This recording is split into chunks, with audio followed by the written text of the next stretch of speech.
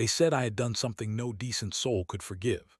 They whispered it in the dark corners of the quarters when they thought I was asleep.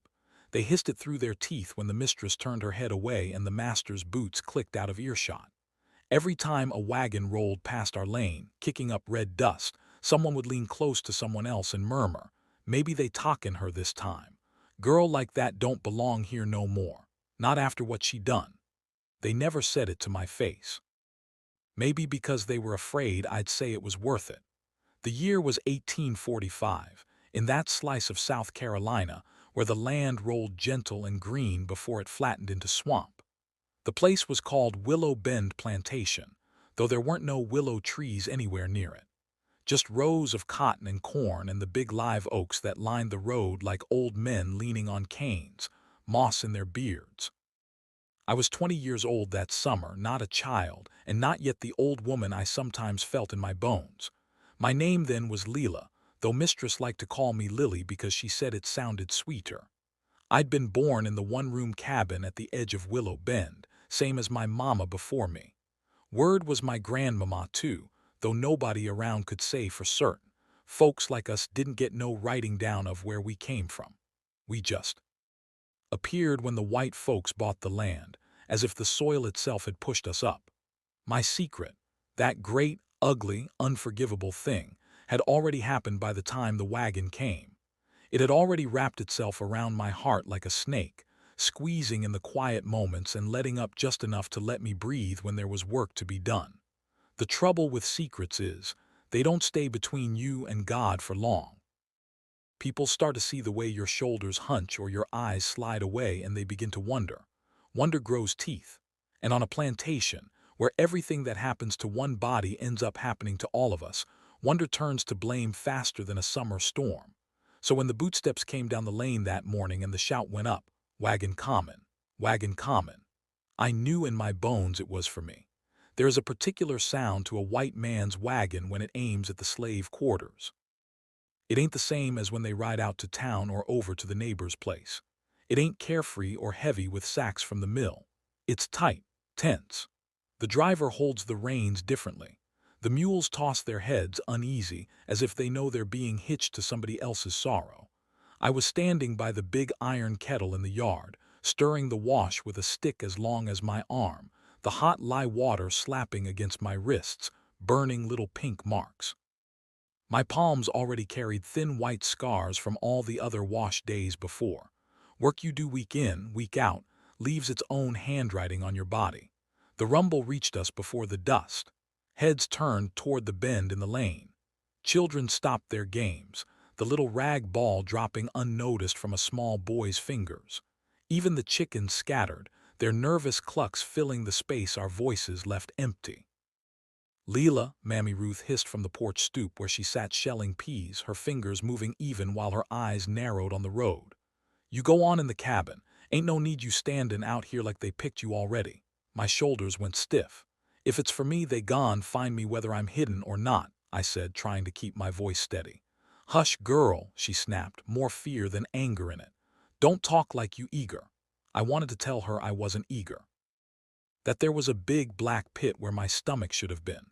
That my knees shook so bad I was glad for the stick in my hand to lean on. But saying a fear out loud is like giving it legs. It starts walking all over you. So I swallowed it and kept stirring. The wagon rolled into view, drawn by two gray mules, both ribs and stubbornness. Driving it was a man I didn't know, hat pulled low, coat too fine for a common trader. Sitting beside him, straight-backed as a fence post, was Master Jeremiah Harlan. He owned Willow Bend. Tall, sandy-haired, skin gone weather-brown from riding his land. He wasn't the cruelest man I knew, nor the kindest. He beat when he thought it necessary, praised when it cost him nothing. The kind of white man the world later tried to pretend was good because he didn't take pleasure in the whip, only used it like it was a tool, like an axe or a plow. Beside him, half hidden in the wagon's shadow, sat a third man. He was dressed in black from boots to coat despite the heat. Not a preacher's black, all simple and worn, but town black cloth that had known starch and pressing. His face was thin and pale, not sickly exactly, sharper than that, like something that had been carved to a point. As the wagon jolted to a stop, his eyes swept the quarters. slow, searching. I had never seen him before, but I knew who he was. Everybody for 10 miles knew the name. Silas Kane. There are planters and there are owners, and then there are men who take a special sort of pride in breaking what other men call unbreakable. Silas Kane was of that third kind. His plantation sat 2 ridges over from Willow Bend, out where the land started to sag toward swamp.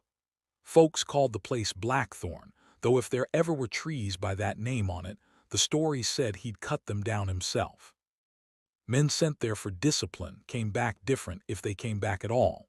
Quieter, flinching at small sounds, eyes like skittish animals. Some didn't come back. Their women sat a little apart at Sunday prayers, heads wrapped in deeper black than the rest, as if acknowledging that their grieving wasn't just for the bodies laid in the slave graveyard, but for the parts of themselves that had been taken and left on someone else's land. Harlan climbed down first, dusting his hands like he'd touched something distasteful.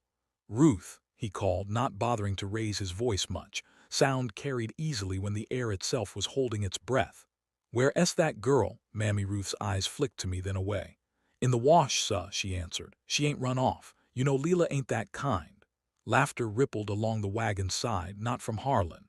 Silas Kane had stepped down now, too. He walked like a man used to people stepping out of his path. When he spoke, his voice was softer than I expected. That was somehow worse. "We'll see what kind she is," he said, looking me over slow. "If she's what you promised." Harlan's mouth tightened. "She can read," he said shortly.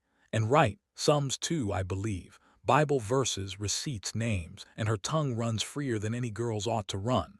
I ain't about to have no rebellion fostered under my roof, not after what happened in Charleston. You want a clever girl, there she is. But once she leaves my land, Mr. Kane, she ain't my charge no more. We understood that." "We understood," Kane said. His gaze didn't leave my face. Heat rushed into my cheeks, not the kind that came from the scalding wash water. A different burn. Shame and fury tangled. Mistress had told Harlan himself a dozen times that my letters were a blessing. Sitting in her parlor with the curtains drawn low, she'd watched my hand move across the paper like it was some parlor trick. "Imagine," she'd breathed, "saving the cost of a secretary, and she makes fewer mistakes than that old fool down at the post." This same skill in a different mouth, a different room, was now rebellion, unforgivable. "Step forward, girl," Harlan said. "Don't make me say it twice." The yard seemed very far away as I forced my feet to move. Every eye on the lane burned into my back.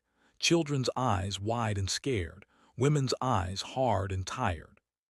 Men's eyes, a mix of pity and something sharper, anger they didn't quite know where to lay. Out of the corner of my eye I saw Ben, my younger brother by 12 months, his jaw clenched so tight the vein in his neck jumped. Mammy Ruth's hand shot out, grabbed his wrist, held him still.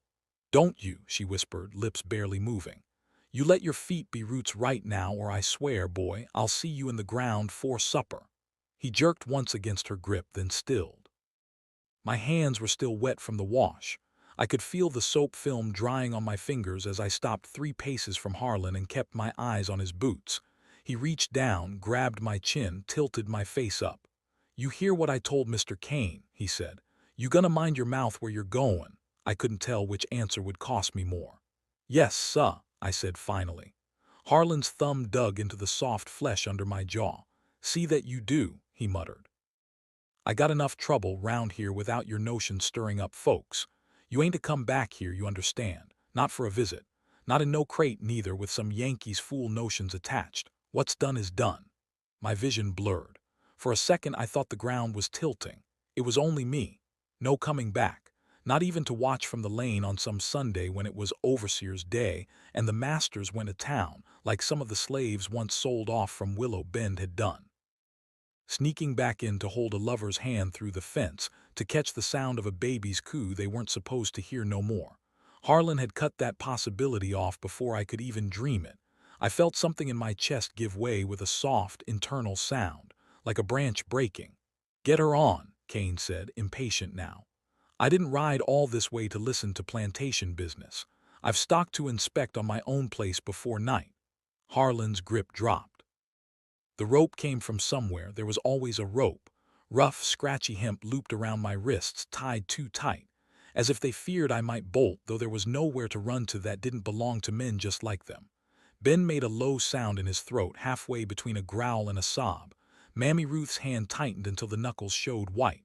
"Ruth," I whispered, daring one glance her way. "Tell Mama," her eyes flashed. "I'll tell her you did what you could," she said, voice like iron. "And that you ain't bowed your head more than you had to." She didn't say, "I'll see you again." She didn't lie. That hurt more than any false comfort could have. "Up," Kane snapped. The wagon's back was higher than it looked. I scrambled, the rope pulling me off balance, nearly falling. A hand caught my elbow from behind, steadying me. For a breath, I thought it might be Ben, breaking free to help me. It was Moses, the old man from the next cabin over, the one who'd seen more auctions than all of us together. "Step careful, child," he murmured. "You keep them eyes open where you goin'. Watch who watchin' you, that secret you got, don't let it be the only thing you got." I swallowed hard. Then I was in the wagon, knees pressed to rough planks, rope scratching, the smell of old straw and fear thick in my nose. The wheels groaned as Kane climbed back up front. The mules snorted. The lane around us blurred. Willow Bend slid away behind, all at once too small and too big. The cabins, the fields, the tree under which we buried our dead, gone like someone had snuffed a candle. I did not cry. That more than anything was what they had called unforgivable. Not the reading. That was bad enough in a black girl's hands, sure. Not the writing of other folks' names on scraps of paper, passes that let them sneak down the lane on moonless nights. Not even the letters I'd helped spell out to send north, where white men who preached freedom tried to find ways to make their words mean something on places like ours. No, the thing that turned my small sin into a heavy, unliftable one was simple. I had not wept when Jonah died. His name tasted like ash in my mouth even now. Jonah had been Harlan's coachman, big and steady, with hands gentle enough to cradle baby chicks without crushing them. He had a laugh like a church bell, strong, carrying. He was also in the secret corners of the quarters, the one people went to when they wanted to slip away for a day or a week without a pass. He knew the back paths, the paterol's habits, the signs that meant this yard's safe to rest in and you better keep moving. He was the one who first came to me with that look in his eyes, that mix of hope and desperation. "Layla," he'd said, months before, when the air was cooler and the river low. "You still got them letters in your fingers." "Depend who askin'," I'd answered, half teasing, half scared. He looked away then toward the cabins where three small heads, all his, bobbed in the doorway. "They sellin' me," he'd said, voice flat. "Heard it from Missy herself when she thought I was too far from the hallway to hear. She don't like that I speak too soft to the children when they cry. Say it make 'em weak. She told Master Jeremiah she want a sterner man. One ain't overly familiar with the stock." The corner of his mouth twitched when he said it, like he wanted to spit and couldn't. My heart dropped. "They ain't give you no paper," I whispered. "No chance to plead," he snorted. "What my begging gon' do? Papers is for men equal in other men's eyes. We ain't in that book." "What you want from me, then?" I asked, though I knew. "I want a letter," he'd said. "One I can hand over to the right man on the right road. My cousin in Charleston, he know a sailor what might take me further if there's a word in his hand sayin', I ain't trouble. Trouble still come, course. But I want to show him I ain't illiterate, that I can keep account, be useful." He met my gaze. "You can write that for me, can't you, Leela?" I could, I did. We sat by the dim glow of the dying cook fire thatchacky night, and I scratched Jonah's name and a neat little lie onto paper Mama had swiped from Mistress's desk. The words said he was free. Freer than he'd ever been. Words have a way of reaching where chains sometimes can't. I didn't plan for the paterol to stop him before he ever reached the main road. I didn't plan for them to search his pockets and find the letter that came from my hand. I didn't plan for them to march him back up that lane, rope digging in where skin met skin, and string him from the oak like a sack of corn they'd grown tired of. His death, they said, was his own doing. Running, written, thinking above himself. My part in it was the part nobody forgot. "You put that pen in his hand, girl," Missy Harlan had hissed at me, face red, spit flying. "You filled his head with notions. If it weren't for you, he'd still be sittin' on that driver's bench instead of swingin' like that. You killed him same as if you pulled the rope yourself." I stared at Jonah's swaying body, at his feet bare and dirty, the toes that my fingers had once brushed on accident when he passed a bowl at Sunday stew. I gave him what he asked for, ID said, voice hollow. I didn't tie that knot. Her hand flew so fast I didn't see it coming. My cheek burned. The devil don't get to argue fine points in my house, she'd snapped. You done the worst thing a Negro woman can do. You thought your mind was yours to use. That's unforgivable, Jeremiah. And so here I was, on a wagon bound for Blackthorn. They said Silas Kane was crueler than Harlan by half and twice as smart. A bad combination. Men like that find new ways to hurt when the old ways get boring. As the mules plodded and the trees closed in overhead, blocking what little sky there was, I let my eyes wander careful-like. I watched the way Kane held the reins, light but firm, a man used to small corrections. I watched the knife at his belt, the dull shine of its handle from use. I watched his profile when he turned his head to spit tobacco into the dust. The sharp line of his jaw could have cut paper. Master Harlan says you read, he said suddenly, not looking back. Yes, sir, I answered, throat dry. Who taught you? He asked. The answer sat on my tongue. Missy's younger sister, come to stay from Charleston, bored and kind in that careless way only white women with no real troubles can be. She'd show me letters like they were toys, something to pass an afternoon. I'd grabbed at them like a drowning girl grabs at driftwood. Ain't rightly no, sir, I said instead. Picked it up watchin' the children. They copyin' out they names on slates. I remember. He made a small humming sound. You lie poorly, he remarked. My spine stiffened. Beg pardon, sir. You lie like someone who isn't used to having to, he said. A field hand, you press them, they'll look at their toes and mumble nonsense for half an hour. You pick a story neat enough to fit in a housewoman's ear. Not too fancy, not too plain. You've practiced that one. He turned his head then, just enough that one eye could catch mine. I don't mind lies, girl, he said. Sometimes they're useful. What I mind is not knowing which ones my people are telling me. That's when things get untidy. I dropped my gaze back to the wagon floor, heartbeat pounding against the rope. Yes, sir. He clicked his tongue at the mules. The wagon rolled on. The land changed by slow degrees. The gentle rolls flattened out. The red clay turned darker, wetter, clumping around the wheels in fat, sucking clods. Trees crowded closer, their branches knitting overhead. Vines dragged at their trunks, heavy with nameless flowers that stank sweet and rotting all at once. Somewhere, water moved you couldn't see, a slow, secret slide. Welcome to Blackthorn, Silas Kane said at last as the wagon crested a low rise. The big house rose ahead, bleached white against the dark smear of cypress behind it. Not as wide as Willow Bend, 2 stories only, but squarer, angular, no grace in its lines, just purpose. The columns in front were too slim for the weight they carried, making the porch seem like it was held up by bone instead of stone. Outbuildings sprawled in a half circle, kitchen house, smokehouse, a low, mean row of cabins for the house servants, separate from the big stretch of rough shacks that marked the field quarters farther off.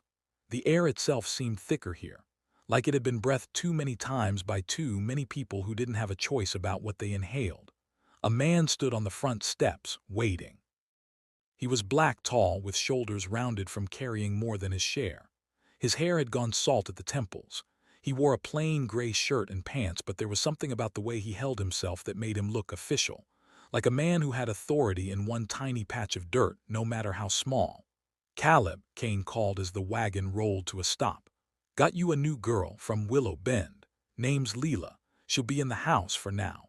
Pike'll find something for her hands to do. Yes, sir, Caleb said. His voice was deep and pleasant, but his eyes, dark, steady, gave away nothing. Our gazes met for one fleeting second. There was a question in his, and an answer he didn't much like already there. As if he could smell the trouble on me same as he could smell the swamp. Cut her down, Kane said, flicking the reins. Caleb stepped to the wagon, knife coming out in a clean, well-practiced motion. He sliced the rope at my wrists with more care than was strictly necessary, making sure not to nick my skin. Come on, Missy, he said, soft enough that only I could hear. Feet on the ground, you at Blackthorn now. My legs wobbled when they hit earth again. I gripped the wagon's edge a second longer than I meant to. Kane had already turned away, calling for someone named Pike, his boots loud on the steps.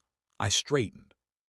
The air smelled of boiled turnip greens, damp wood, and something under it all that made the hairs on my arms prickle.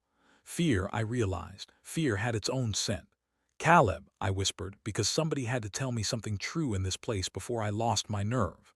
That man, he bad as they say. Caleb's jaw worked once. A muscle jumped. Master Silas, he said, keeping his voice neutral the way all of us did when our tongues walked close to danger. He the kind of man you don't want knowing your secrets, that's all I'll say. Too late, I thought. He already knows I got one. I lifted my chin then, just a little, just enough that if Mama could see me from whatever corner of heaven they kept for tired women, she might see that I wasn't bowing all the way. Not yet. Blackthorn loomed. Whatever I had done, whatever names they'd called me, I knew this much. The worst thing that had happened to me at Willow Bend wasn't the last thing that would happen in my life. Not if I could help it. And not if I could find a way to make this so-called unforgivable thing serve somebody besides the men who thought they owned us all. The first night at Blackthorn, I slept on a pallet so thin I could feel every splinter in the floor and every bone in my back. Sleep came late, not because of the hard boards, that was nothing new, but because the dark in that little room felt different than the dark at Willow Bend. Heavier. Like something with its own weight had settled over my chest and refused to move. They put me in a small space off the kitchen house, a room barely wide enough for the pallet, and a crate that passed for a table. A single tiny window high up on the wall let in a spill of gray. Outside it, I could hear the soft clatter of pots being stacked, the murmur of women's voices as they finished scrubbing the last of the supper grease from the pans, the creak of the well rope as someone drew a final bucket. Inside my skull, though, there was nothing but noise. Memories don't come in order when you're lying in the dark. They don't line up neat like the mistress's china. They tumble, one over another, sharp edges and slick ones all together. Mine took me back long before that wagon rolled, to a different kind of night in a different corner of South Carolina, when I first learned that letters could be more dangerous than any knife. I was 12 the first time I saw my name on a page. Not the way the overseer wrote it in his ledger, just L, a scrawl, female, breeding age soon, like I was a piece of livestock to be tallied.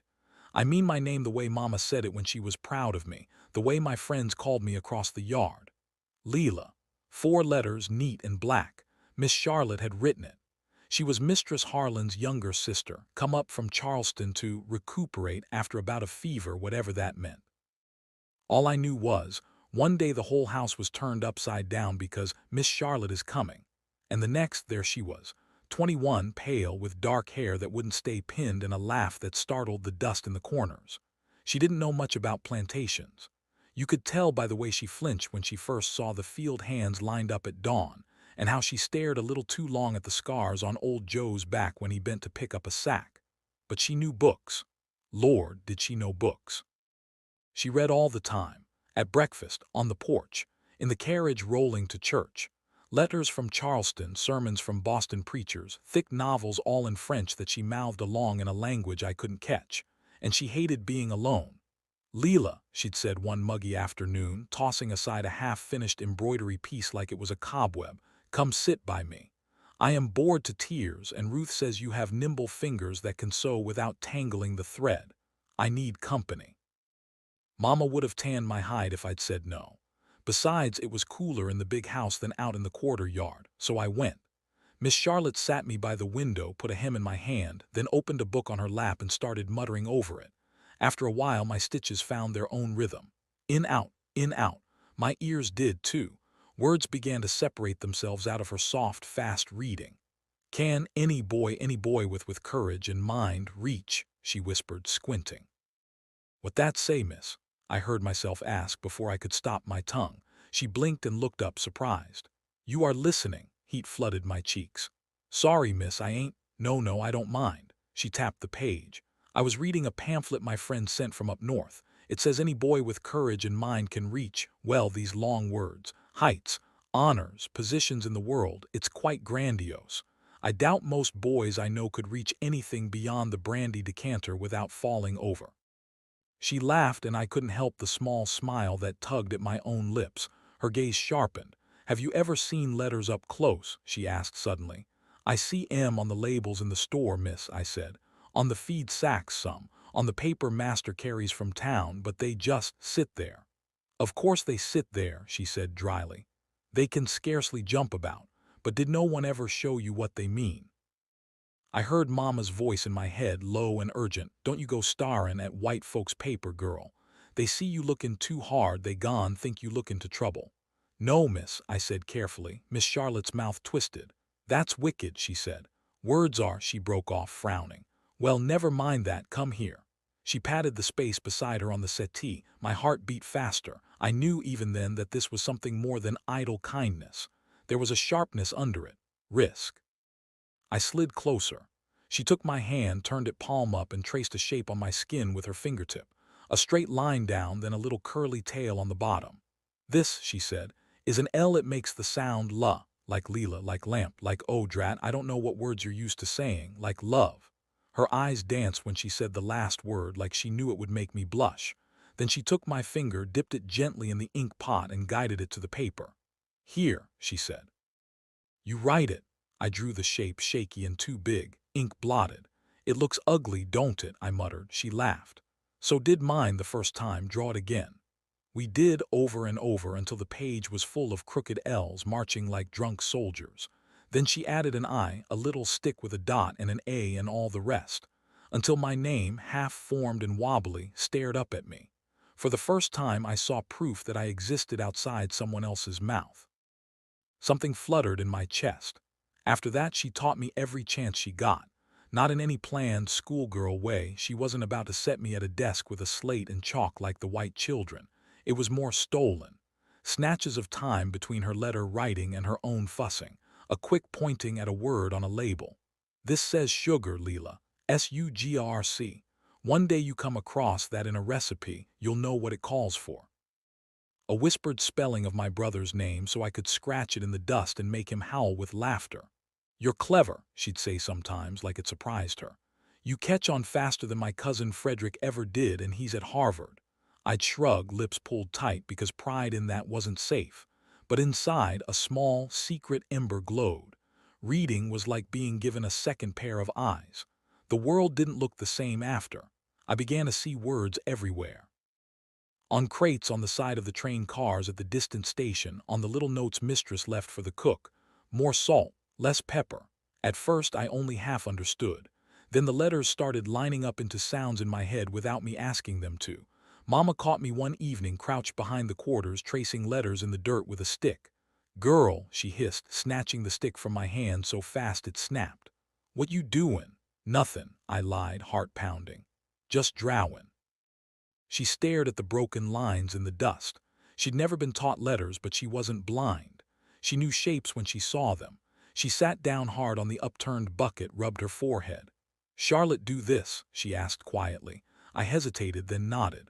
Mama sighed, a long, tired sound that seemed to come up from her toes. I knew that girl was gone be trouble, she muttered. Got her head in them books so much she forget the world don't work same for everybody. Reached out then, surprising me, and cupped my chin. You listen to me, Leela, she said, voice fierce. A mind like yours a gift and a curse both. It gone show you things other folks don't see. It might get you out some chains if the Lord smile right, but it can get you hung just as quick. You keep that knowin' hid like it's gold. You don't spell for nobody white but that Charlotte girl, and even then not more than you got to. You understand? I understand, I whispered. I did and I didn't.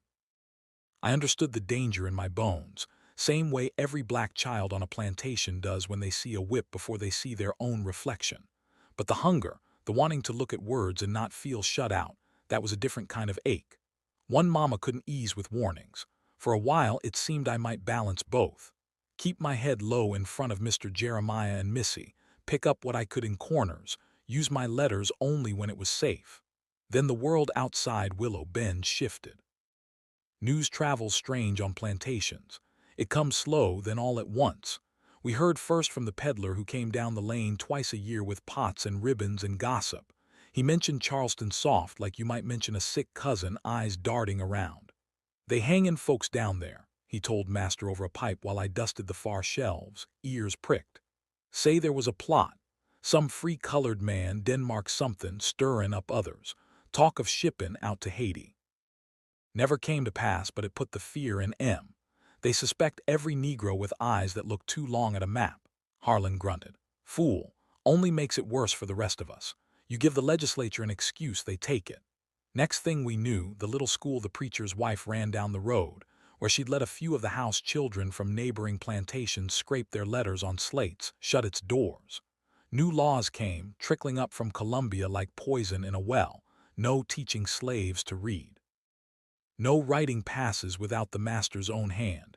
No gathering after dark without a white man watching. Miss Charlotte left that winter. Her lungs, they said. The cold at Willow Bend was too rough for her. She went back to Charleston, to her big house on Meeting Street, to ballrooms full of men who quoted poetry and never once had to count bales of cotton with cracked fingers. Before she went, she pressed a small parcel into my hands. "Hide this," she whispered. "Use it only if you must, and if you do, be very clever about it." Inside were 3 sheets of paper folded tight and a stub of pencil worn down to a nub.